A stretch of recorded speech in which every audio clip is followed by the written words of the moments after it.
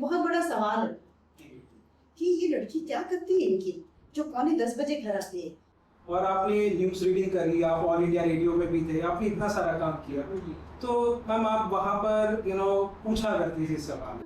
और जो मेन जो एक कहते हैं ना, इंडिया में आप अपनी हॉबीज तो कई बार प्रोफेशन नहीं बना पाते।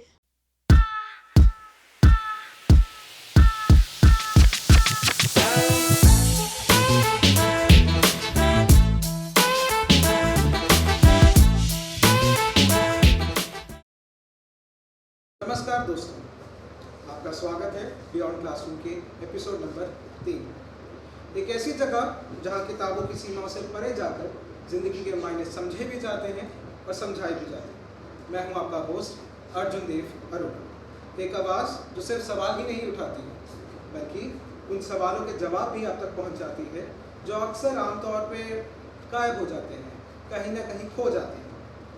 अब मैं आपसे कुछ कहना चाहूँगा, और अक्लो फिक्र की रोशनी जब सीने में जलती है तो रास्ते खुद ब खुद बन जाते हैं।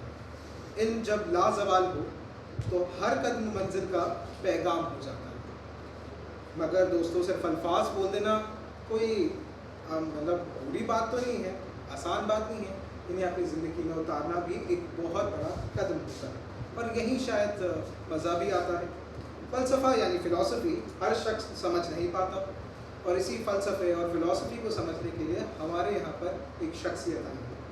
आज हमारे साथ एक ऐसी शख्सियत है जो इसे गहराइयों से और अच्छे से समझा सकती है। I would like to tell about her.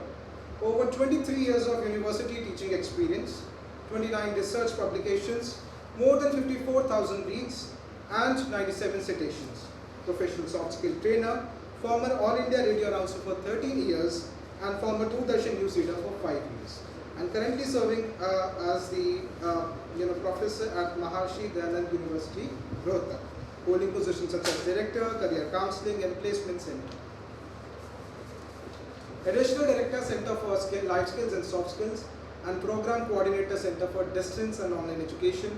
आइए दोस्तों, इस इल्म, इस तजुर्बे को और इस फिलॉसफी की मिसाल बन चुकी शख्सियत का आज स्वागत करते हैं।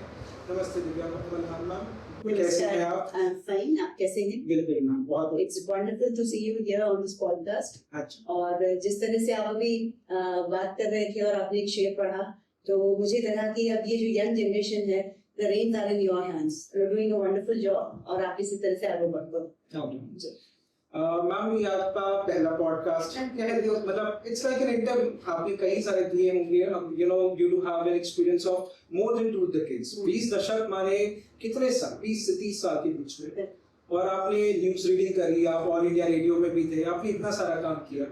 तो मैम आप वहाँ पर पूछा करती थी सवाल एक एंकर के तौर पर, और आज आप यहाँ पे हमारे आपकी गेस्ट हैं, तो आपको क्या चेंज महसूस हो रहा? How are you feeling? एक रोल रिवर्सल हो गया ना, जो काम मेरा था वो आप कर रहे हैं, और जो किसी और का हुआ करता था वो मैं कर रही है। आपने बहुत अच्छे सवाल पूछा कि ओवर 2-3 डेकेड्स हो गया। ये बात बिल्कुल सही है, क्योंकि अगर मैं बात करना चाहूँ आपसे, मैं पूरी आपको जर्नी बता रही हूँ। ये एक दिन की कहानी नहीं होती। जब आप बहुत सारे एक्सपीरियंस इकट्ठा करते हैं, तो उसके पीछे बहुत सारी कुछ और डेवलपमेंट्स होती है जिनसे आप यहाँ पर पहुँचते हैं। The journey starts from my childhood. My father has been in army, so he was an army officer. तो उनके साथ साथ हमने हिंदुस्तान का लगभग हर कोना देखा। तो जब हम छोटे थे, बचपन से अलग अलग स्कूल्स में पढ़े, तो वहाँ से ना एक डाइवर्सिटी, एक वर्सेटाइलिटी, आप बहुत कुछ सीखते हैं। अलग अलग लोगों से मिलते हैं, अलग अलग खान पान होता है, अलग अलग वेशभूषा होती है। तो आप जब जब ट्रैवल करते जाएंगे, जहाँ जहाँ मूव करते जाते हैं, तो क्या होता है कि आप अलग अलग चीजें सीखते हैं। उससे आपकी जो पर्सनैलिटी है, ऑरा है, वो बिल्डअप होता है, जिससे कि आप पूरे देश को अपना घर मानने लगते। आपको ये नहीं लगता है कि मैं इस जगह पर हूँ तो यही मेरा घर है, आप घर से बाहर निकलते। तो उस देश को अपना मानते हुए जब मैं मैनेजमेंट प्रोग्राम में मेरे एडमिशन लिया, तो उस वक्त मैं हिसार की हरियाणा एग्रीकल्चर यूनिवर्सिटी में मेरा एडमिशन हुआ। उसी के साथ साथ एक दिन मैंने न्यूज़पेपर में एक एडवर्टीजमेंट देखी कि all India radio is requiring some answers, casual answers बोलते हैं, तो आप इंटरव्यू के लिए आइए, अपीयर कीजिए। तो कहते हैं ना कि एक कई बार जो आपके मन में छुपी हुई बातें होती है, कभी ना कभी क्लिक कर जाती है। तो एक मन में कहीं ना कहीं बचपन में जब हम न्यूज रीडर्स को देखते थे या कभी रेडियो सुना करते थे, हमारे टाइम पे रेडियो बहुत प्रचलन में था, तो लगता था कि ये कैसे बोलते होंगे ये लोग रेडियो पे, ये आवाज कहाँ से आती है, क्या होता है ये सब कुछ। तो उस एड को देख के ऐसा लगा कि शायद वो जीवन जीने का एक मौका मिल सकता है कि वो लोग कैसे होते हैं, क्या पता उन शख्सियतों से हमारी मुलाकात हो पाए, उन लोगों से हम मिल पाए। तो एक वो क्यूरियोसिटी जो है वो हमें वहां खींच कर लेती है। तो मैंने कोशिश की कि मैं अकेले ना जाऊं, क्योंकि आदत है वो शुरू से ही टीम वर्क के साथ काम करने की। तो मैंने अपने कुछ दोस्तों से भी कहा कि चलो हम इंटरव्यू लेके आते हैं, और by God's grace we went there और वहाँ सिलेक्शन मिल गया। तो यूथ प्रोग्राम के लिए पहले मेरा सिलेक्शन हुआ और कुछ दिनों बाद उसको यूथ वुमेन कहते थे। तो that was an FM radio और ऑल इंडिया रेडियो का एफएम चैंपियन थे। तो वहां पर सिलेक्शन हुआ, उन्होंने कुछ ऑडिशन टेस्ट वगैरह ली और लीडर से बात। तो कुछ मेरे दोस्त और भी सिलेक्ट हुए, तो एक छोटा सा ग्रुप बना वहाँ पे। तो हम लोग की ट्रेनिंग्स हुई और उन ट्रेनिंग्स के दौरान मैंने ये महसूस किया कि हम जो हमारे टीचर्स थे, ट्रेनर्स थे, जो प्रोग्राम एग्जीक्यूटिव्स थे वहाँ पे, जो स्टेशन डायरेक्टर थे, उनसे हमें बहुत कुछ सीखने को मिला। उससे पहले तो मुझे मालूम ही नहीं था कि हमें एक्सप्रेशन कैसे करना चाहिए, कैसे बोलना चाहिए। एक स्टूडियो की भी कुछ एटिकेट्स होते हैं, कुछ मैनर्स होते हैं, आप कैमरा को कैसे फेस करेंगे, या क्योंकि रेडियो में तो कैमरा है नहीं लेकिन माइक है, माइक को आप एक कैमरा की तरह से ट्रीट करके चलते हैं। माइक ऐसे होता है कि जैसे आप किसी से रूबरू बोल रहे हो, आपके सामने कोई लोग नहीं, आपके सामने कोई लोग नहीं बैठे, स्टूडियो एकदम खाली है, सिर्फ आप हैं वहां पे। और अज्यूम आपको ऐसे करना है जैसे आप लाखों लोगों से बात करें, क्योंकि आपके लिसनर्स लाखों। तो उस वक्त आपको क्या शब्द चुनकर बोलना है, क्या आपको कहना चाहिए, किस अंदाज में कहना चाहिए, भाषा को उपयोग आपका कैसा होना चाहिए, भाषा शुद्ध होनी चाहिए, आप किस तरह के शब्दों का इस्तेमाल करेंगे, किस तरह की भावनाएं लेके आएंगे कि किसी की भावना आहत ना हो जाओ, कोई आप गलत चीज ना कहवाए। तो उसकी भी आप तैयारी करते और तैयारी करके फिर हम लोग उस पर जानेंगे। तो वहां हमने बहुत कुछ सीखा, लेकिन उस सीखने के दौरान मुझे एक और चीज मालूम हुई कि हमें इसमें थोड़ा सा पॉकेट मनी भी मिलेगा, वो फ्री ऑफ कॉस्ट नहीं होगा। तो उससे और ज्यादा खुशी हुई, क्योंकि वो जो हमें ऑफर लेटर्स मिलते थे, they were signed from the president of India, उसमें ऐसा लिखा रहता। तो बड़ी खुशी हुई वो पहला ऑफर लेटर जब आपको मिला कि आपको ये प्रोग्राम देना है, 2 बजे से 6 बजे तक का चंक है।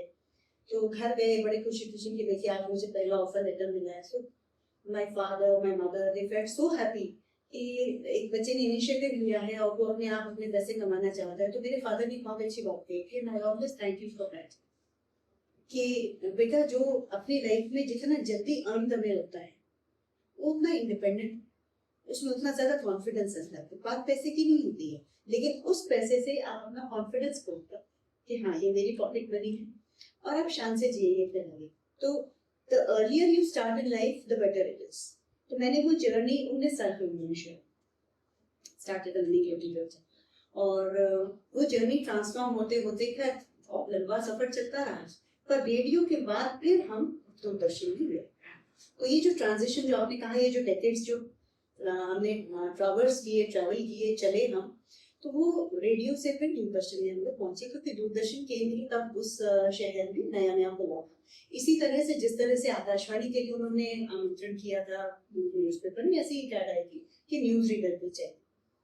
तो वैसे ही ऑडिशन के लिए हम लोग वहां गए थे। That was a screen test. उसमें तो थोड़ा वही डिफरेंट प्रोसेस होता है, रेडियो से अलग होता है। रेडियो से काफी डिफरेंट है, क्योंकि रेडियो में आप जब बोल रहे होते हैं तो आप डिफरेंट तरीके के एक्शंस कर सकते हैं। उन्होंने आपको भी स्टेशनरी, बीच में आपने एक गाना प्ले कर दिया, उस दौरान आप हो सकता है कि कुछ उठा के ले आए, कोई अपने कैसेट प्ले, कभी कोई सीडी। हमारे जमाने में सीडीज का चलन था, सीडी प्लेयर्स होते थे। आजकल तो सब कंप्यूटराइज्ड हो गया है, सब कुछ कंप्यूटर से चलता है। तो हम सीडीज, स्पूल्स होते थे हमारे पास, कैसेट्स होती थी, उनको रन करते थे। तो हम बीच बीच में वो जगलिंग कर सकते हैं। पर जब आप स्क्रीन पर आते हैं, when you are a news reader and specially जब आप दूरदर्शन की न्यूज बोल रहे हैं, तो उसमें आपको स्टेशनरी बैठना है। They have a protocol, how you have to set, how you have to dress up, आपको साड़ी पहननी है। रेडियो पर ये फ्रीडम थी, क्योंकि कैमरा नहीं है, तो आप हो सकता है जीन्स टी शर्ट में भी बैठे हुए हैं, अपने कैजुअल क्लोथ्स में बैठे हैं, आपकी आवाज के साथ आपको खेलना है और वो मैजिक जो क्रिएट करना है वो सारा आवाज के साथ क्रिएट करना है। लेकिन क्योंकि वहां पे आपका दूरदर्शन पे जो है दूसरा मीडिया पे इन्वॉल्व हो गया, कैमरा आपको देख रहा है, तो कैमरे को आपको देखने की जरूरत, तो उसमें और ज्यादा सेंसेस की जरूरत पड़ी, और ज्यादा सेंसिटिविटी की जरूरत पड़ी। तो the journey has really been transformative.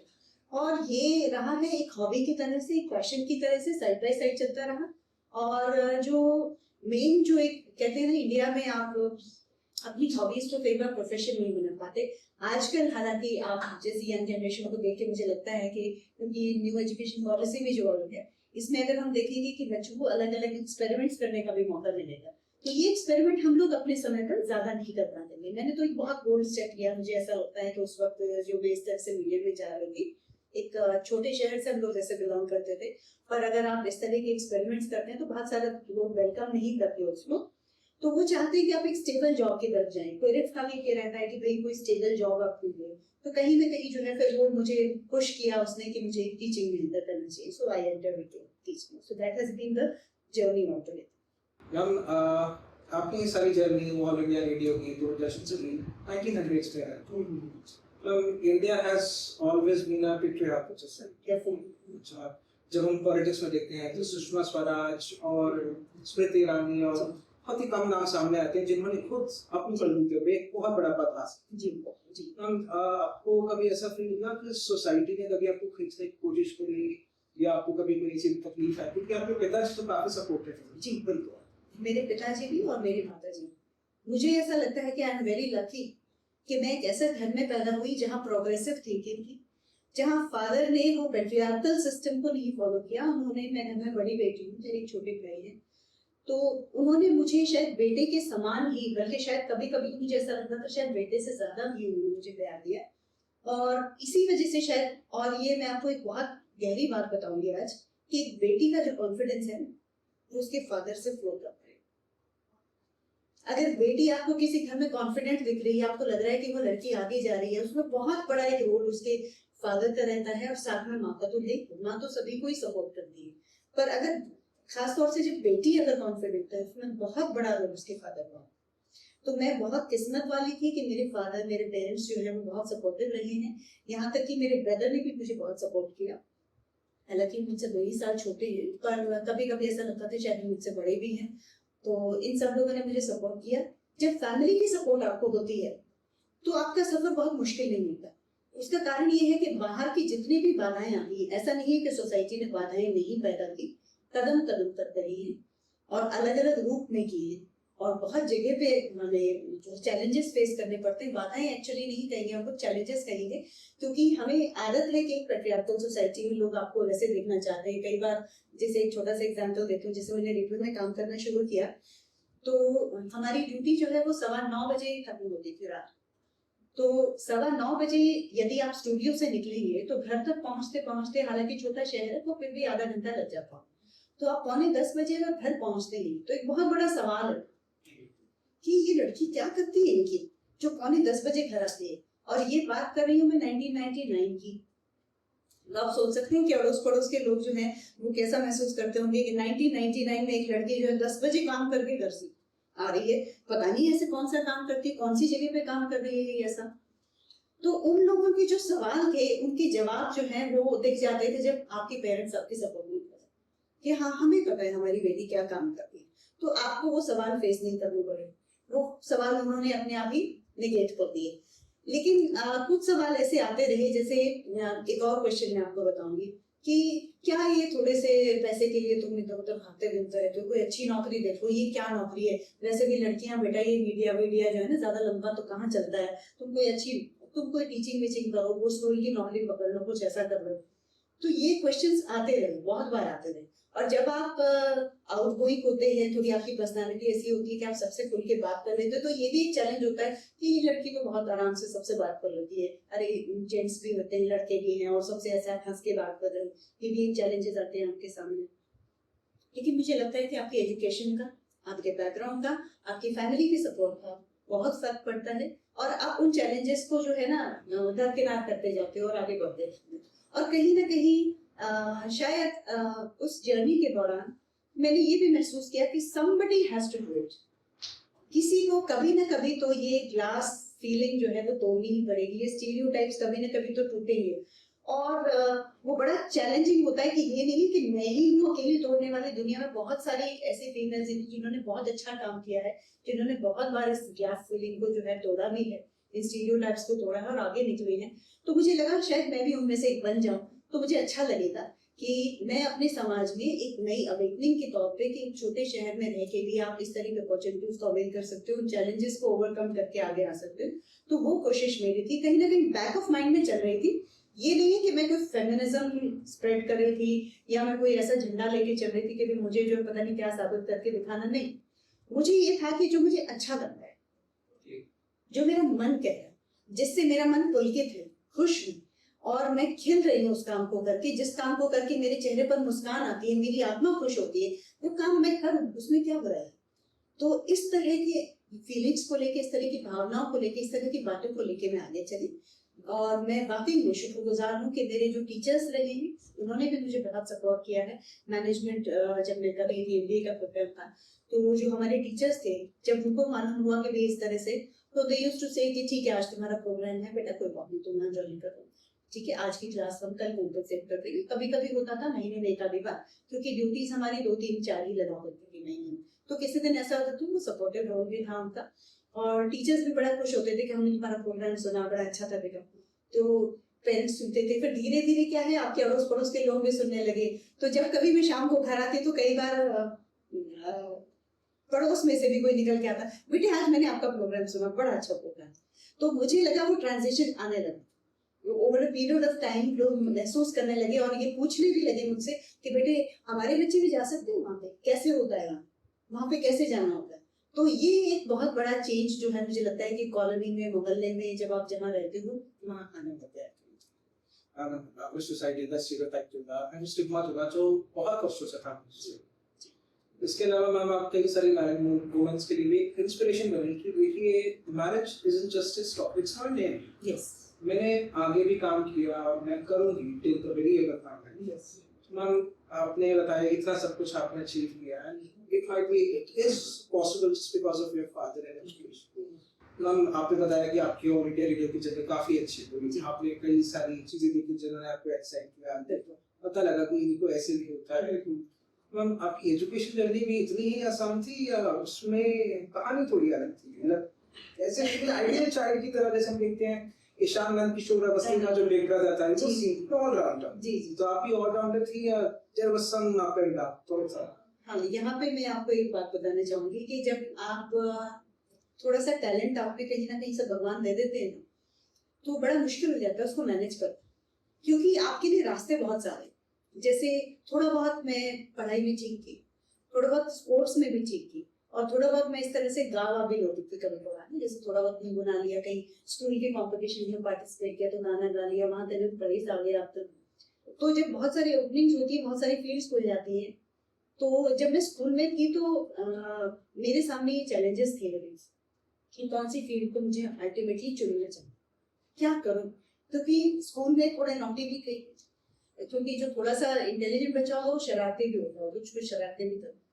और उसी दौरान जो है मैंने जब गाना शुरू किया, मैं इनफैक्ट फिर मैं यही कहूंगी कि बचपन की ग्रूमिंग बड़ी काम आती है।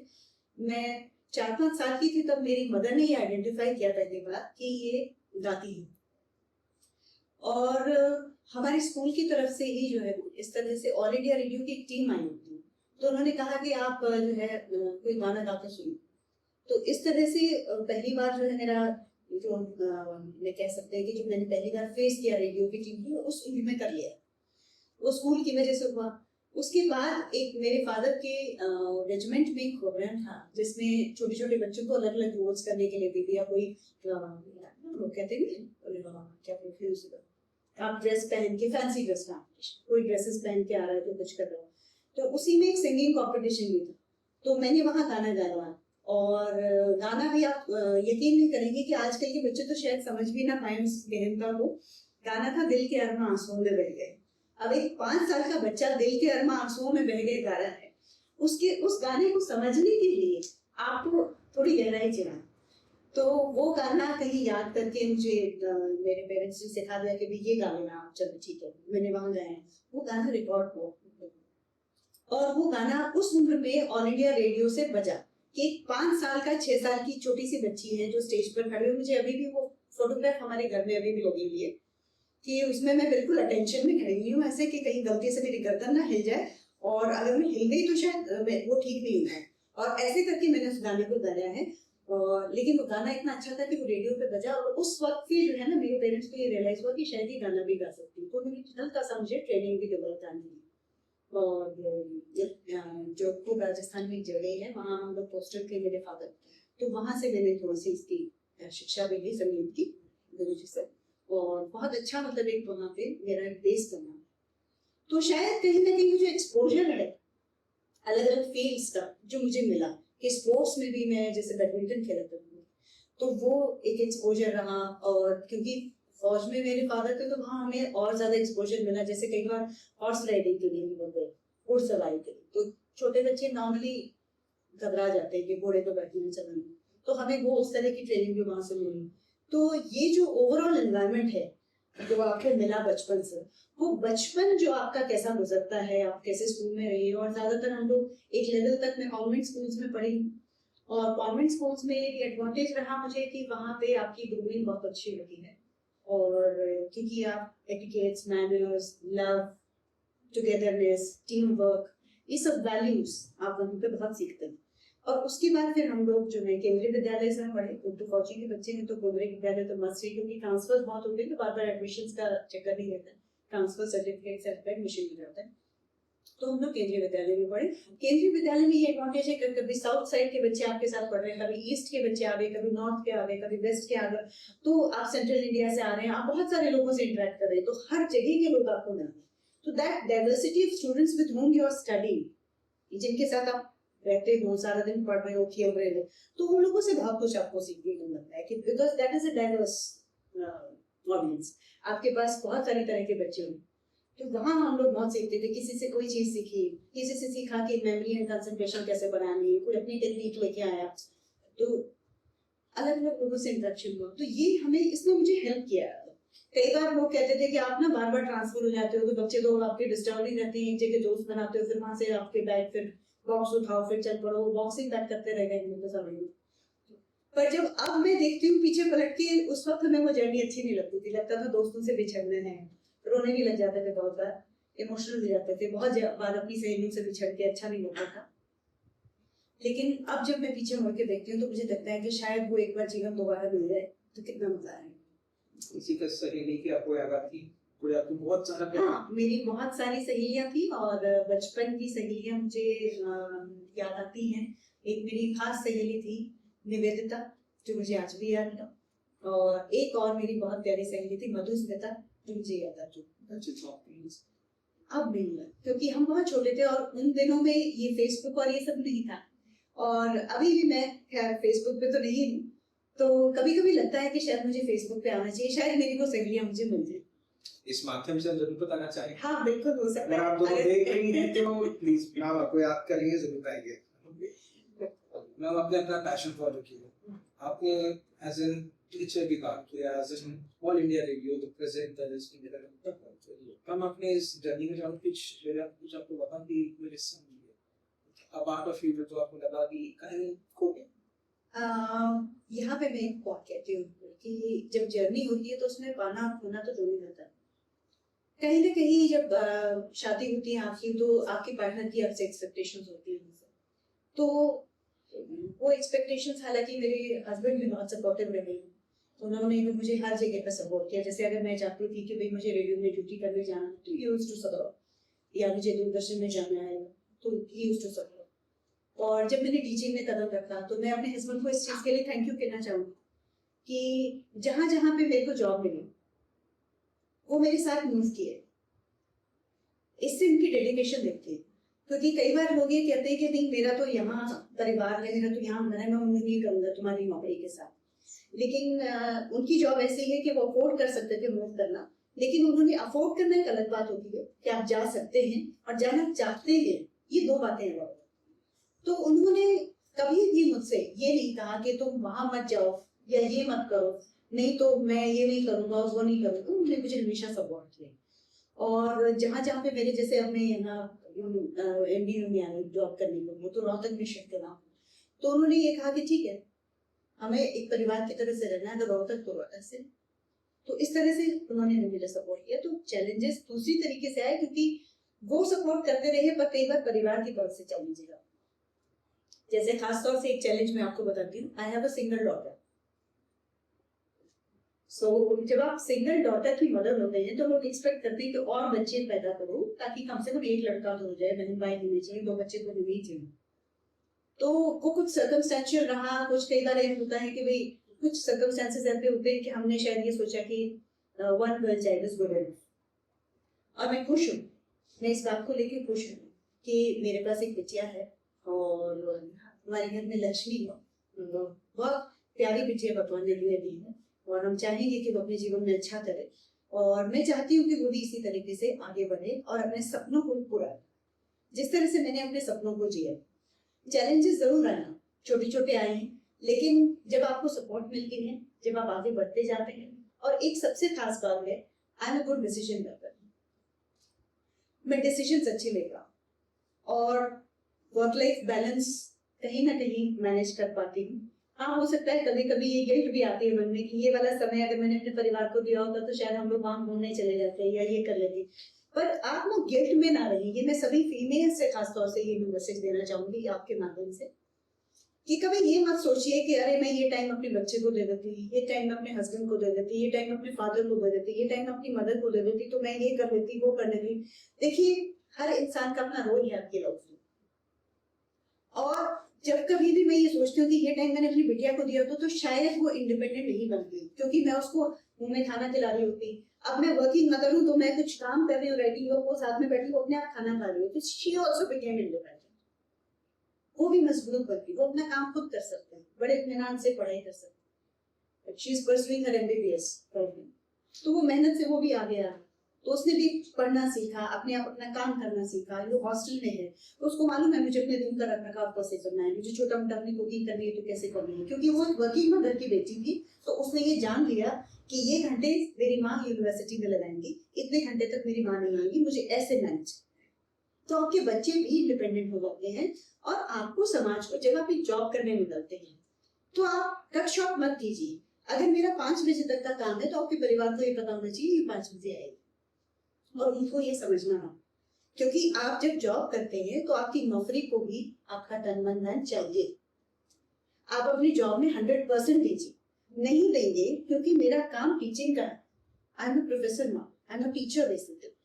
अगर मैं अपने स्टूडेंट्स को ये मैसेज दूंगी कि मैं तो निकल लेती हूँ, कोई बात नहीं, अब तुम देख लेना वही, है ना, no, I have to give them full time.